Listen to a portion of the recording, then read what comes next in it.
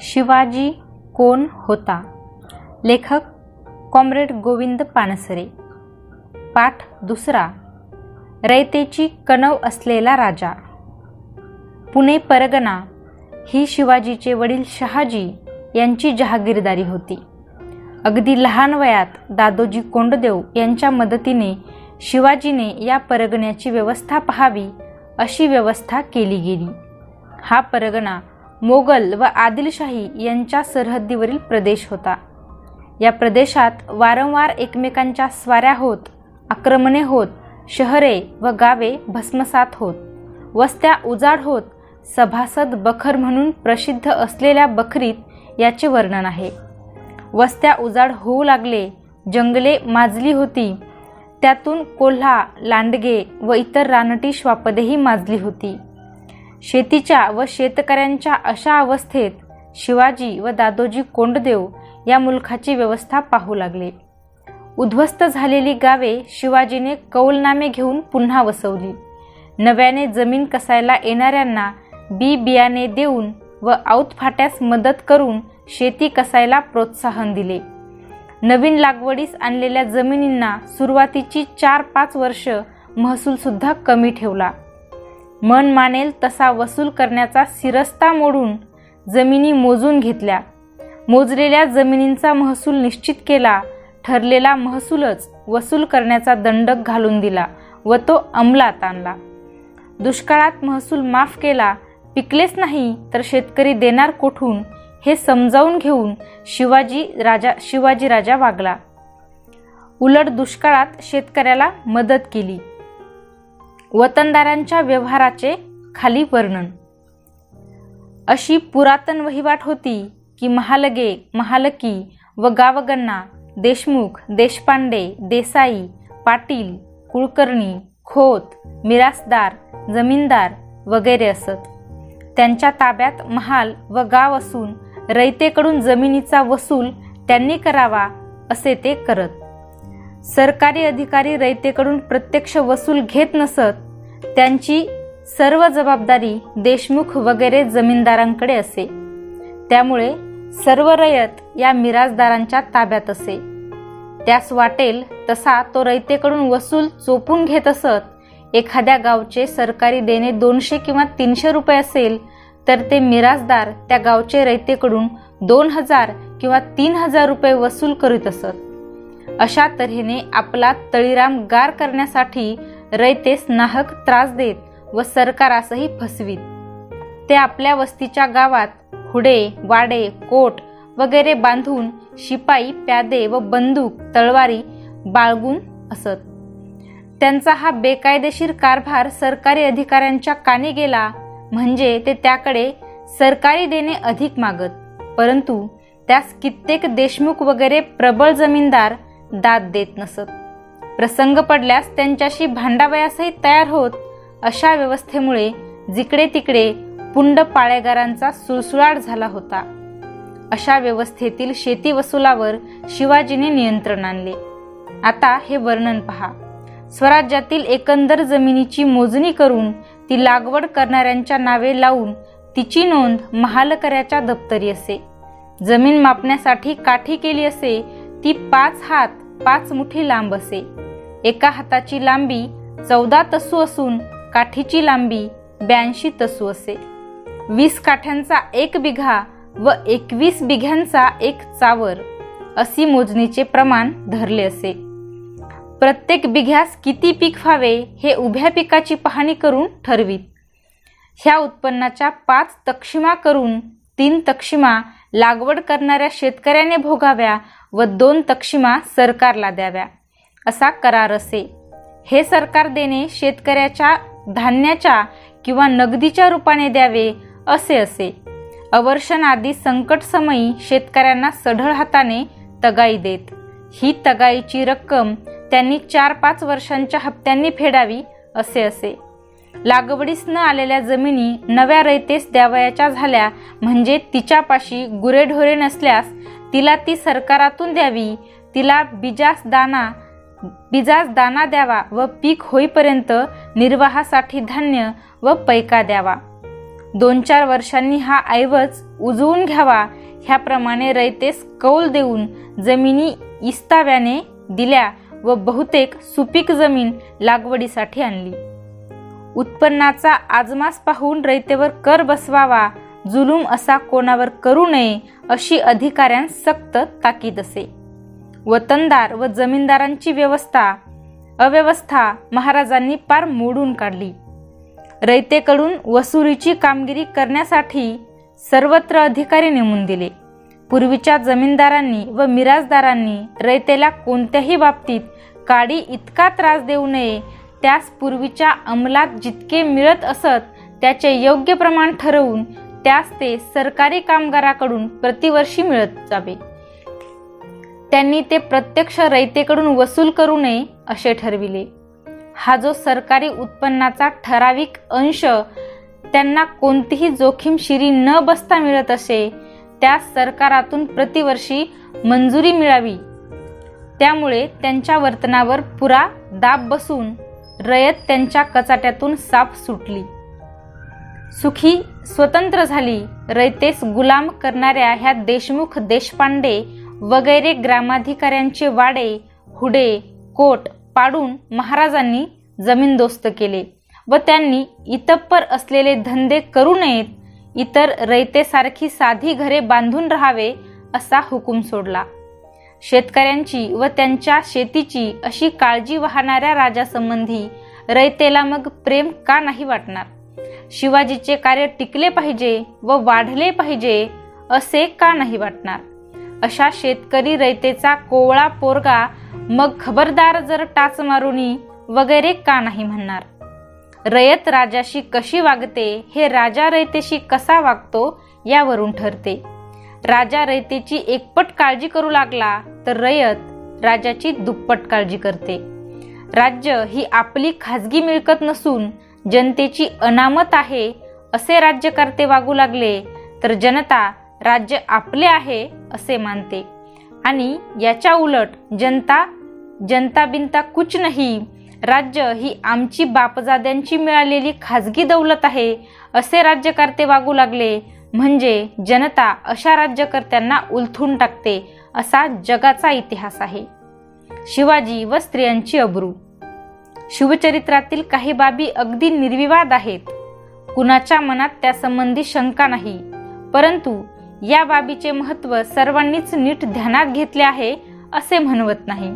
स्त्रियांच्या अब्रूसंबंधीचा छत्रपती शिवाजी महाराजांचा दृष्टिकोन ही अशीच एक बाब आहे. शिवाजी महाराजांच्या काळी आणि सरंजामदारीच्या एकूणच काळात स्त्रियांच्या अब्रूला, विशेषतः गोरगरिबांच्या स्त्रियांच्या अब्रूला किंमत नव्हती. राजे रजवाडे व राजपुत्र तर सोडाच, पण सरदार, वतनदार, जमीनदार, देशमुख, पाटील यांच्या दृष्टीने गोरगरिबांच्या लेकीसुना म्हणजे त्यांना हव्या त्यावेळी उपभोगण्याच्या वस्तू होत्या. दिवसाढवळ्या त्यांची अब्रू लुटली जात होती आणि त्याविरुद्ध कुणाकडे दाद मागता येत नव्हती. ज्यांच्याकडे दाद मागायची तेच अब्रू लुटत होते, मग अब्रू लुटणाऱ्यांना मान, मरातब अन पदव्या देत होते. अशा काळात शिवाजीचा या संबंधीचा दृष्टिकोन मूलतःच वेगळा होता. रांझ्याच्या पाटलाची गोष्ट प्रसिद्ध आहे. गावच्या वतनदार पाटलाने गरीब शेतकऱ्याच्या तरण्या ताठ्या पोरीला दिवसाढवळ्या सर्वांक्षम उचलून नेली अन भोगली. माती झालेल्या जिन्यापेक्षा मरणं बरं म्हणून पोरीनं जीव दिला. सारा गाव हळहळला पण मुकाच राहिला. शिवाजीच्या कानी ही गोष्ट आली. पाटलाच्या मुसक्या बांधून पुण्याला आणले गेले आणि हातपाय तोडायची शिक्षा झाली. नुसती झाली नाही तर अंमलात आली आणि साऱ्या मावळ खोऱ्यात आश्चर्य पसरले. गरीब रयतेच्या पोरीची अब्रू घेतली म्हणून वतनदार पाटलाला जबर शिक्षा झाल्याचे पाहून रयत शिवाजीवर फिदा झाली. आणि रयतेच्या अब्रू रक्षणासाठी शिवाजी कार्य करीत असेल तर त्या कार्यासाठी मरायला तयार झाली. ज्यांच्या पाठबळावर राज्य करायचं अशा वतनदाराची सुद्धा गय न करायला न्यायावरची एक जबर निष्ठा लागते. शिवाजीपाशी ती होती म्हणून रयत शिवकार्यात सहभागी होती. आजही गोरगरीब रयतेच्या लेकी सुनांवर खेडोपाडी अन शहरांत सुद्धा अत्याचार अन बलात्कार होतात, पण शिवाजीचा वारसा सांगणारे अन उठल्या सुटल्या शिवाजीच्या नावाचा जयघोष करणारे आज काय करतात? अत्याचार करणाऱ्याला शिक्षा होतात का? हातपाय तोडायचे सोडा, कोर्टात केस तरी होते का? की अत्याचार करणारा जितका मोठा वतनदार, जितका मोठा मालदार, तितक्या लवकर त्याची सुटका होते का अटकच होत नाही? लोकशाहीत सुद्धा शिवाजी आठवतो तो यामुळे, आठवावा तो यासाठी. स्वतःच्या नातेवाईकांच्या अन अधिकाऱ्यांच्या पापाला पांघरून घालून पुन्हा वर कुणी शिवाजीचं नाव घ्यायला लागलं तर त्याच शिवाजीची आठवण करून त्याला जाब विचारायला पाहिजे. शिवाजी आठवावा तो यासाठी.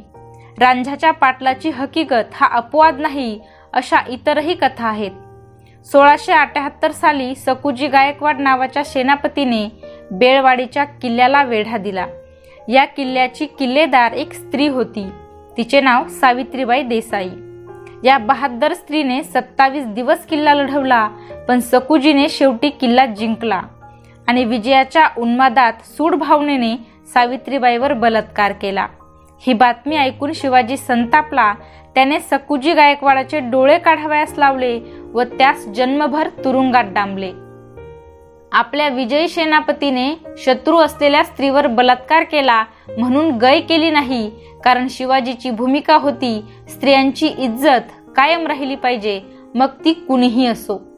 कल्याणच्या सुभेदाराची सून दरबारात हजर केल्यानंतर तिच्या संबंधी गौरवोद्गार न काढता व गैरव्यवहार न करता तिची चोळी बांगडी करून पाठविण्याची कथा तर अनेक काव्याचा विषय झाली. मुसलमान शत्रूची तरणी ताठी अन देखणी सून पाहून आईची आठवण व्हावी अन आपलीही आई इतकी सुंदर असती तर काय झाले असते, असे उद्गार निघावेत. याला चारित्र्य संपन्नता आणि सौंदर्यासंबंधीचा निरोगी दृष्टिकोन असावा लागतो. आजच्या भडभुंजात तथाकथित शिवभक्त वतनदारासमोर आणि राजासमोर अशी कुणी सुंदर स्त्री आली असती तर त्यांनी काय उद्गार काढले असते आणि काय केले असते याची कल्पना करून पहा, म्हणजे खरा शिवाजी आणि खोटे शिवभक्त यातला फरक उमगेल.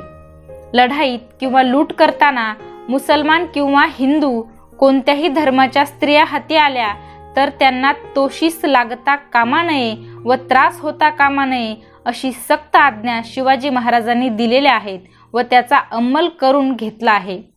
त्या काळात हिंदू व मुसलमान राजे रजवाडे इनामदार यांचे लढाईस जाताना जनानखाने, बटकिनी, कुणबिनी व कलावंतिनी बरोबर नेण्याचा रिवाज होता.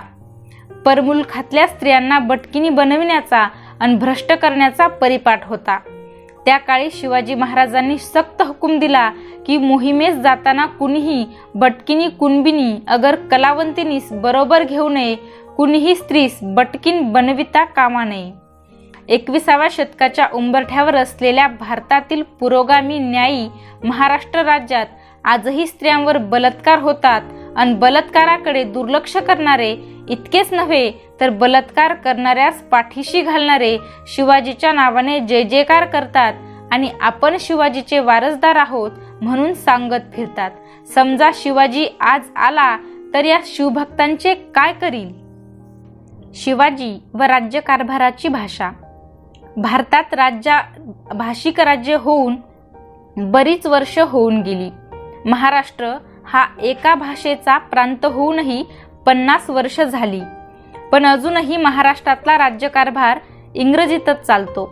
ज्यासाठी एक भाषिक राज्य केले तो हेतू कधी साध्य होणार कुणास ठाऊक. परकीय इंग्रज साहेबाला 150 वर्ष लढून समुद्रापार घालवला, पण साहेबांची भाषा जी बोकांडी बसली ती काही दूर केली नाही. अजूनही एतद्देशीय साहेब इंग्रजीतच बोलतात. चांगले इंग्रजी बोलणे प्रतिष्ठेचे समजतात आणि ज्याला इंग्रजी येत नाही व चांगले येत नाही त्याला गावंढळ समजतात. शिवकालीन राज्यकारभाराची भाषा मुख्यत्वे फारशी होती. ही किंवा ती भाषा चांगली किंवा वाईट नसते, पण लोकांना फारशी समजत नव्हती. साहजिकच न समजणाऱ्या भाषेतील राज्यकारभार रयतेला आपला वाटत नव्हता. काय चालते ते कळत नव्हते. शिवाजीने विचारपूर्वक राज्यभाषा कोश करण्याचे काम सुरू केले. मराठीत कारभार सुरू केला तो लोकांना आपला वाटू लागला. शिवाजीचे राज्य लोकांना आपले वाटू लागले. शिवाजी आणि रयत. रयतेच्या सामान्य गोरगरीब जनतेच्या लेकीसुनांच्या अब्रूसंबंधी शिवाजी महाराजांचा दृष्टिकोन जसा त्या काळातील इतरांपेक्षा वेगळा होता, तसाच रयतेच्या संपत्ती संबंधीचा दृष्टिकोनही खूप वेगळा होता. रयतेची संपत्ती म्हणजे कुणाही दांडगेश्वराने लुटायची वस्तू अशी त्या काळी रीत होती. त्या काळी सारख्या लढाया होत. पायदळ व घोडदळ हे सैन्य सारखे एका ठिकाणाहून दुसरीकडे मोहिमांसाठी फिरत असे. हे सैन्य गावातून जाऊ लागले किंवा मुक्कामास राहिले तर रयतेच्या संपत्तीचे काय होई? उभ्या पिकातून घोडदळ सुसाड जाई.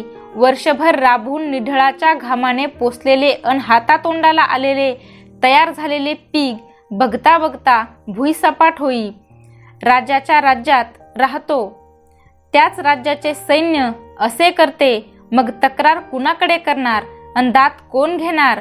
स्वतःच्या नशिबाला दोष देत घरातल्या घरात रडत कुढत बसण्याखेरीज दुसरे काही करायला वाव नसे. असं बेगुमान वागण्याची सैन्याला मुभा होती.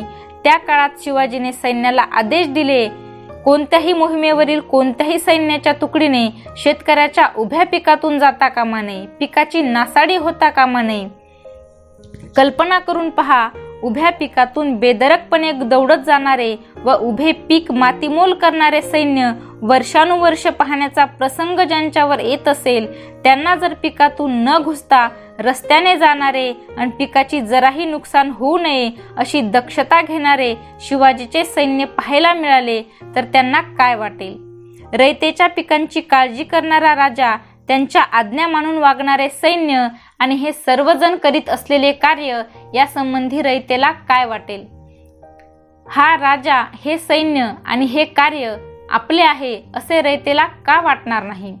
इतरांकडून त्या काळी नुसती पिकाची नासधूसच होत असे, बळजबरीही होत असे. सैन्याचा आणि सरदारांचा गावी मुक्काम पडला तर काय होई?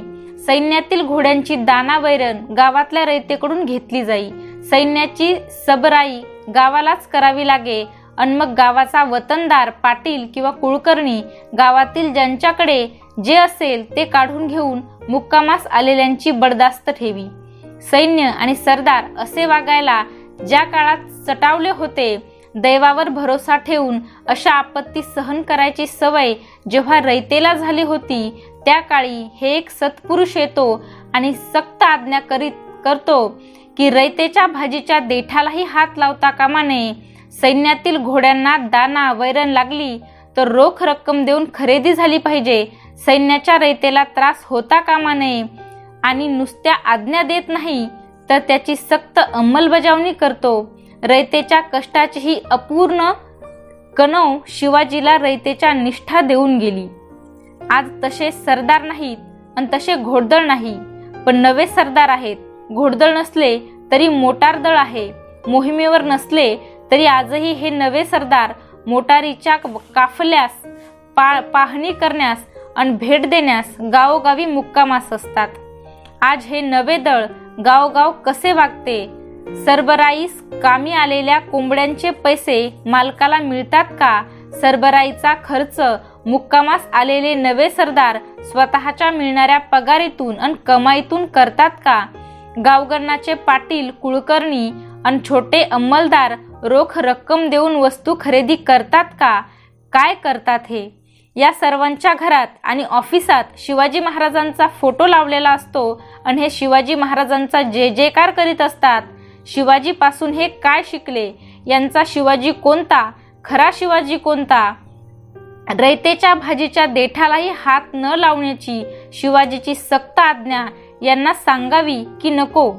स्वराज्याच्या संरक्षणाच्या कार्यासाठी सुद्धा रयतेला जाच होऊ नये म्हणून हा राजा कमालीची काळजी करताना आढळतो. शिवकालीन राजनीती रामचंद्रपंत अमात्य यांच्या आज्ञापत्रात आढळून येते. या आज्ञापत्रातील वेगवेगळ्या आज्ञामधून अमात्यांचा बारकावा स्पष्ट दिसतो. रयते संबंधी प्रीती, मनाचा कोमलपणा आणि सूक्ष्मदृष्टी या सर्वांसाठी खालील आज्ञा पहा. छत्रपतींच्या आरमार उभारणीच्या कार्यात लाकडाचे महत्त्व कितीतरी मोठे. त्याशिवाय आरमार कसे उभारणार? त्या काळी जंगले दाट होती आणि लाकूडही विपुल प्रमाणात उपलब्ध होते. तरी सुद्धा खालील आज्ञा कशी आहे हे पहा. स्वराज्यातील आंबे, फणस हेही लाकडे आरमाराच्या प्रयोजनाची, परंतु त्यास हात लावू देऊ नये. काय म्हणून तर ही झाडे वर्षा 2 वर्षात होतात असे नाही. रयतेनी ही झाडे लावून लेकरांसारखी बहुकाळ जतन करून वाढविली. त्यांचे दुःखास पारावार काय. कदाचित एखादे झाड बहुत जीर्ण होऊन कामातून गेले असेल तरी त्याचे धन्यास राजी करून घेऊन द्रव्य देऊन त्याचे संतोषे ते तोडून घ्यावे. राजवाडे यांच्या 8व्या खंडात खुद्द शिवाजी महाराजांच्या तोंडचे उद्गार नोंदवले आहे. चिपळूण जवळ पागेचा तळ पडला असता अधिकाऱ्यांनी कसे वागावे यासंबंधी राजे म्हणतात, जवळ पावसाळ्याकरिता प्रयासाने ठेवलेले गवत पडले आहे हे लक्षात न घेता कुणी रंगनाळ्या करतील, कुणी आगट्या करतील, कुणी चिलीम असे करून गवतास आग लागून अनर्थ ओढवेल, मग सारी पागाच बुडेल, मग घोडी तुम्ही लोकांनी मारली असे होईल. किंवा हे पहा, तुमच्या पदरी पैसा घातला आहे, लागेल तो जिन्नस पैसा खर्च करून बाजारातून आणवावा, तसेच न करता प्रजेस पीडा कराल तर मोगल बरे असे प्रजेस होईल. रयते संबंधी ही कणव त्या काळी कुणाही राजाने व सरंजामदाराने दाखविल्याचे आढळत नाही. राजाची रयते संबंधी ही कणव आगळी होती, म्हणून रयतेची राजा संबंधीची निष्ठा आगळी होती.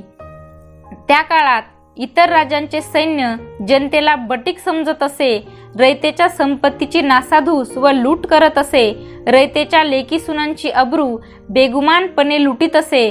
अशा काळात शिवाजी महाराजांचे सैन्य रयतेशी इतके चांगले का वागले?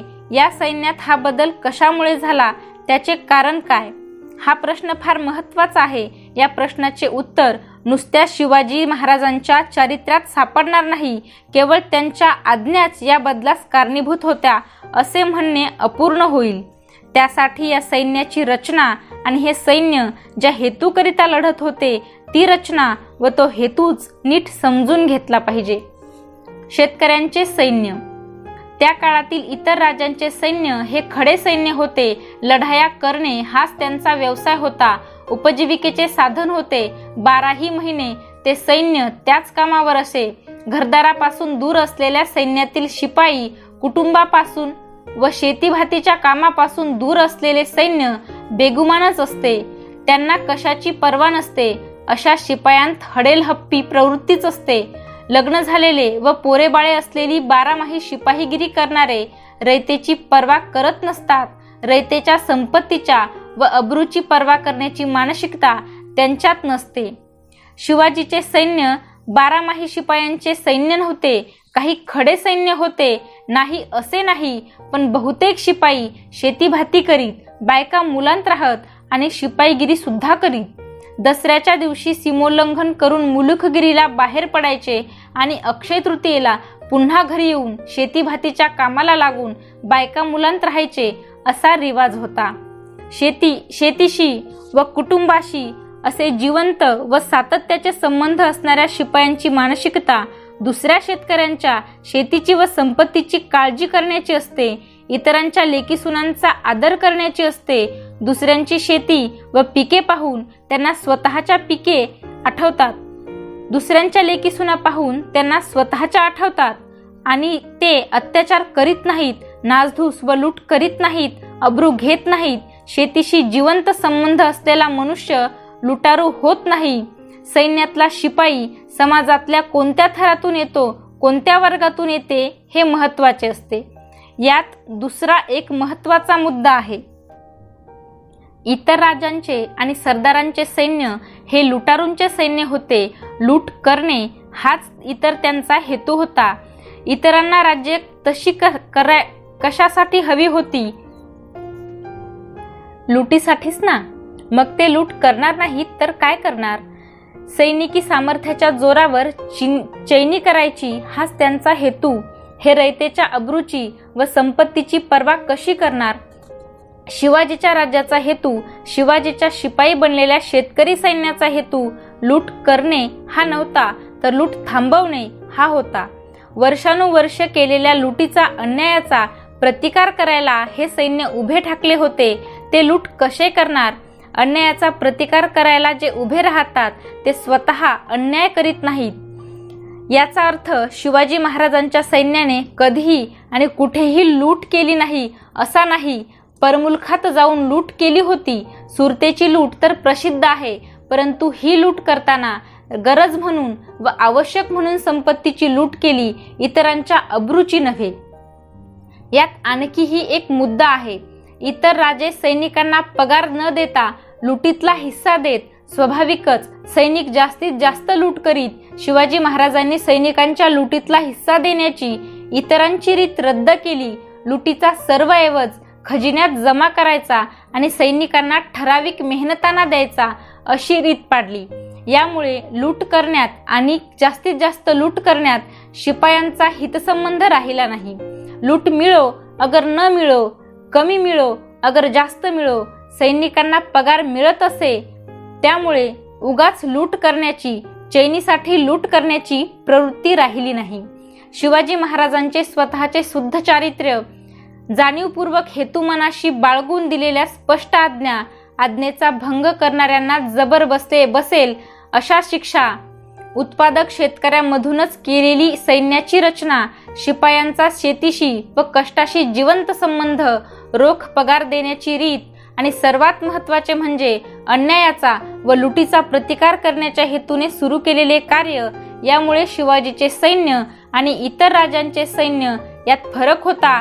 महाराष्ट्रातील सामान्य रयतेला शिवाजी महाराजांचे सैन्य हे लुटारू सैन्य वाटत नव्हते, तर लूट थांबवायला निघालेले संरक्षक सैन्य ते वाटत होते. रयत सैन्याला सहाय्य करीत होती आणि सैन्य रयतेला वाचवीत होते. सामान्य जनतेसाठी राज्य चालविण्याकरिता सैन्य आणि रयत यांचे हितसंबंध एकत्वाचे असावे लागतात. सैन्याची जनतेला भीती वाटता कामा नये. सैन्य आणि जनता हे एकमेकांचे पूरक राहतील अशी रचना करावी लागते, तरच यश मिळते. आधुनिक काळात सुद्धा अशी जनता आणि असे सैन्य यांची उदाहरणे आहेत का? व्हिएतनामचे उदाहरण हे ताजे उदाहरण. व्यापार उद्योग संरक्षण. आपल्या राज्यातील वस्तूंचा व्यापार वाढावा म्हणून परराज्यातून येणाऱ्या मालावर जबर कर बसवून स्वदेशी मालाला संरक्षण देण्याचे धोरण सर्व आधुनिक देश वापरीत आले आहेत.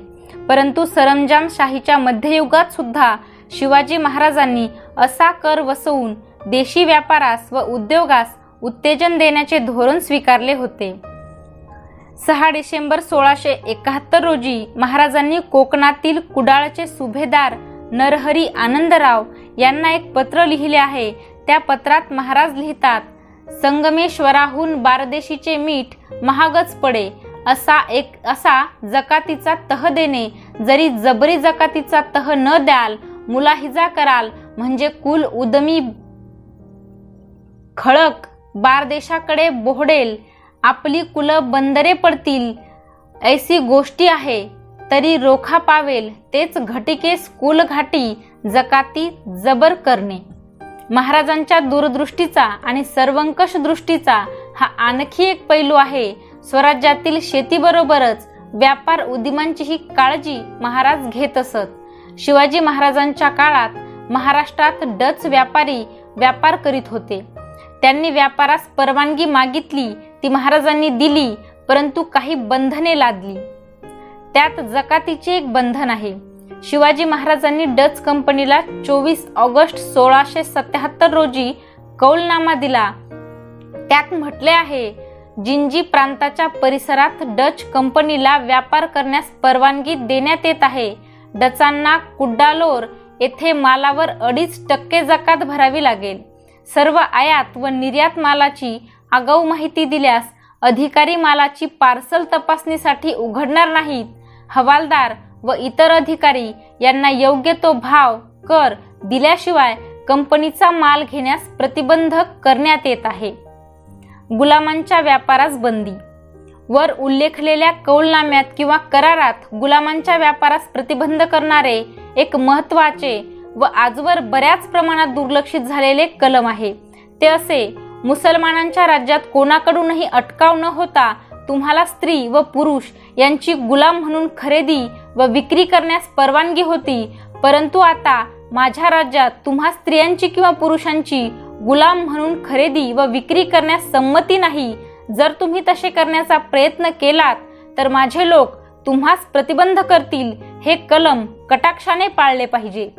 ज्या राज्यात गुलामांचाही व्यापार भारतात कुठे कुठे चालत होता, भारतीय स्त्री पुरुष मजूर पकडून गुलाम करून परदेशी जबरी नेले जात होते, अशा काळात स्वतःच्या रयतेचा गुलाम म्हणून व्यापार करण्यास शिवाजी महाराज प्रतिबंध करीत होते.